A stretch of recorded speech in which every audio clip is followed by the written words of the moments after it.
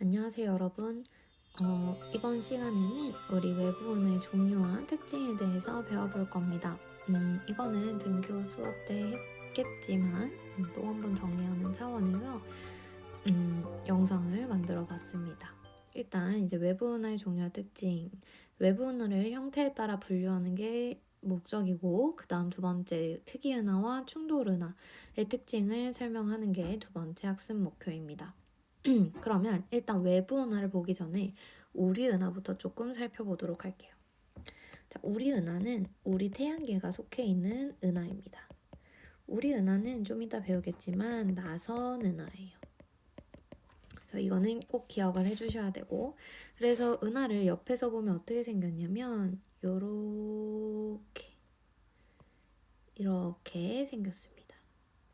그래서 이 옆에 있는 부분, 여기 하고 이 부분이 바로 나선이 되고, 이 가운데가 중앙부 은하핵이 있는 부분입니다. 그래서 이 가운데가 은하의 중심이고요. 은하의 크기는 어느 정도 되냐면 은하의 반지름이 한 15kPa 정도 되고요. 그리고 우리 태양계는 이쯤에 있습니다. 그래서 은하 중심에서부터 한 8.5kPa 정도 떨어져 있어요. 그러니까 굉장히 은하 중심이 아니라 약간 가장자리 쪽에 치우쳐 있는 걸 볼 수 있죠. 그래서 우리 태양계를 한번 확대해 볼까? 확대해 보면 이렇게 태양이 있고요. 그 다음에 이렇게 지구가 공전을 하고 있습니다. 그래서 이때가 근일점에 위치한 겨울이고요. 이때가 원일점에 위치한 여름이에요. 위치 상태가. 그래서 보면 여름이잖아요, 이때가. 그 다음에 겨울이고, 얘는 그냥 알아두면 그냥 상식적인 이야기인데, 이때가 여름이고, 그러면 밤이 어디예요? 밤에 이쪽을 보이겠죠? 태양이 여기 오른쪽에 있으니까. 그래서 밤에 이쪽을 볼 수 있으니까 밤에 이만큼이 보이게 되죠.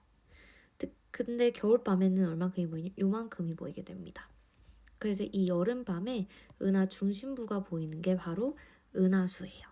그래서 여름밤에 북반구 여름밤에서 은하수를 볼 수 있습니다. 그리고 여기 이 디스크라고 하는데 여기 두께가 한 1kPa 정도 되고요. 그래서 이 디스크, 즉 원반이라고 부르는데 여기 이름이 은하 원반이고요. 그다음에 여기 은하 중심에 있는 게 여기가 바로 중앙 팽대부입니다. 그 다음에 여기에만 별이 모여 있는 게 아니라 이제 약간 이렇게 떠도는 별들이 있어요. 막 뭉쳐 있는 게 아니라. 그래서 지금 이 은하에 중력이 미치는 모든 공간. 그래서 중력이 미쳐서 별들이 속해 있는 이 모든 요만큼의 공간을 우리가 헤일로라고 합니다. 그래서 이제 좀 이따 더 보겠지만 은하 원반 같은 데에는 파란색 젊은 별들이 많이 살고요. 온도가 높고 젊은 별들이 많이 삽니다. 반면에 중앙 팽대부나 헤일로 같은 경우에는 온도가 낮고 늙은 별들이 많이 살아요. 이 정도만 이제 보고 그럼 우리 이제 외부 은하를 보도록 하겠습니다. 자, 허블은 우리 외부 은하를 가시광선 영역에서 관측되는 형태에 따라서 타원 은하, 그 다음에 정상 나선 은하, 그 다음에 막대 나선 은하, 그리고 불규칙 은하 네 가지로 구분을 하였습니다. 모의고사나 수능에서도 타원 은하라고 쓰지 않고 이렇게 E, 그 다음에 S, SB, IRR 이렇게 나오기 때문에 이 한국말도 외워야 하지만 이 영어 단어도 꼭 외워주셔야 합니다. 어렵진 않아요. 그래서 허블은 이 은하를 어떤 영역에서 관찰을 했냐면 바로 가시광선 영역에서 관찰을 한 겁니다. 이때는 적외선 망원경이나 혹은 자외선 망원경이 발달하지 않았었어요. 그래서 가시광선 영역에서 관측되는 형태에 따라서 이렇게 네 가지로 분류를 했습니다.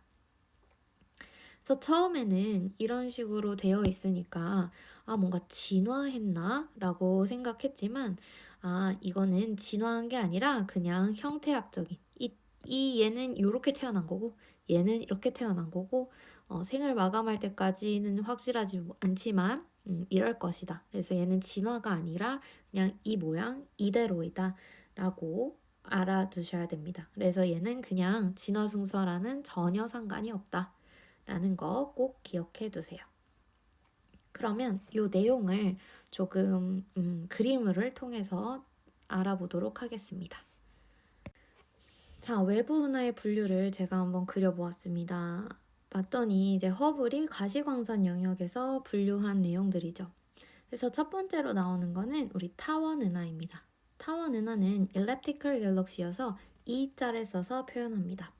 그래서 가장 동그란 타원 은하 같은 경우에는 나선팔이 없고 그냥 은하 핵으로만 이루어져 있어요. 그래서 완전 동그란 원 모양, 그 다음에 완전 찌그러진 타원 모양이 있습니다. 그래서 가장 동그란 애들부터 타원 은하니까 2자를 쓰고, 그다음 제일 동그라면 0, 그 다음 숫자 1, 2, 3, 4, 5, 6, 7까지 해서 0부터 7까지 숫자를 적어줍니다. 그래서 이 0부터 7까지 이 숫자는 뭘 의미하냐면 얘는 편평도를 의미해요. 편평도. 얼마나 편평한가를 의미합니다. 그래서 뭐 이런 식으로 돼 있다면 긴 반지름을 우리가 A라고 부르고 짧은 반지름을 B라고 부르잖아. 그래서 A분의 A 빼기 B 요거에다가 곱하기 10을 해준 값을 우리가 편평도라고 합니다.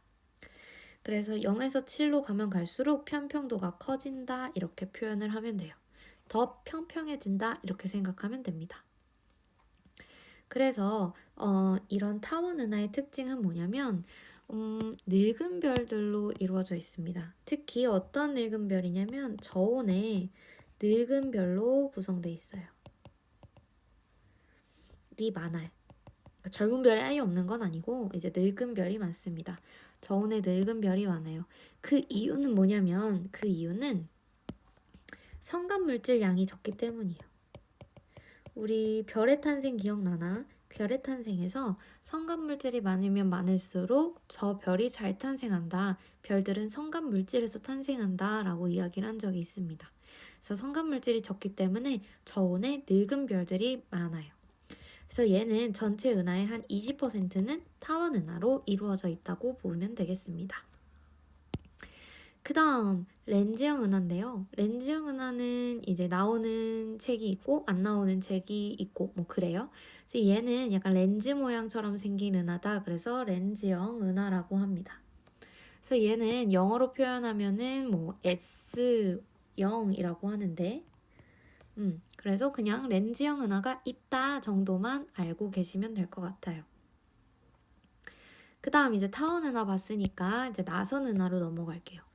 나선 은하는 이렇게 나선팔이 있는 은하를 말합니다.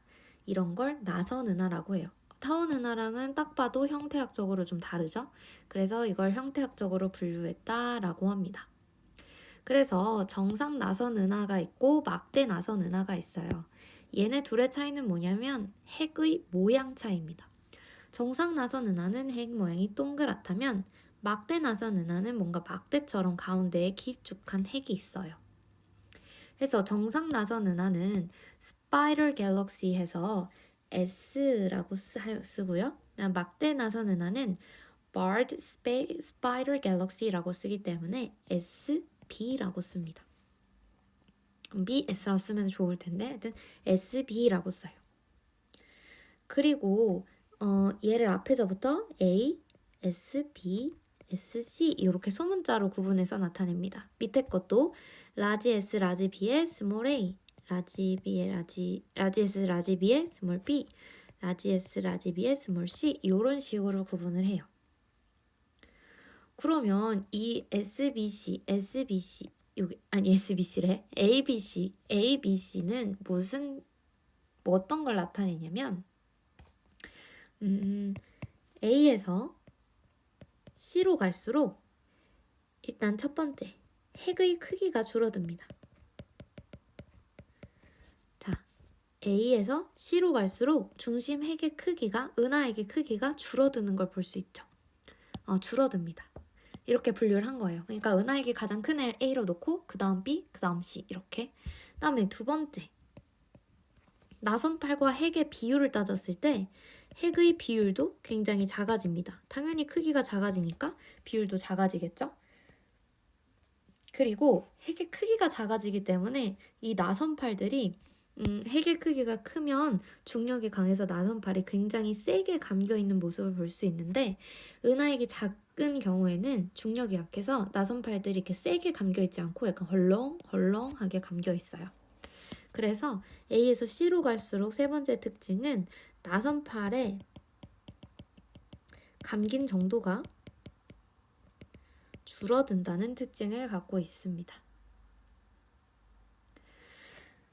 오케이. 그래서 이 나선 은하의 특징을 한번 살펴보게 되면 나선 은하는 중앙에 아까 말했듯이 중앙 팽대부 있죠. 우리 은하의 중앙 팽대부 같이 중앙 팽대부에는 주로 늙은 별들이 있고요.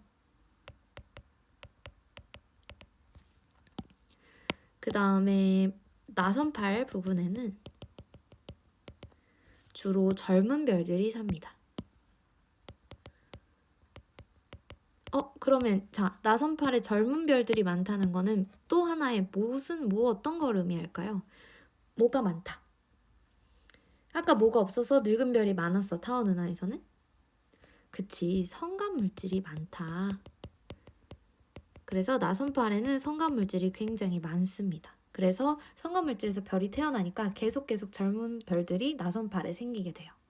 그래서 나선팔을 가진 이런 나선 은하는 전체 총 은하의 75%를 차지합니다.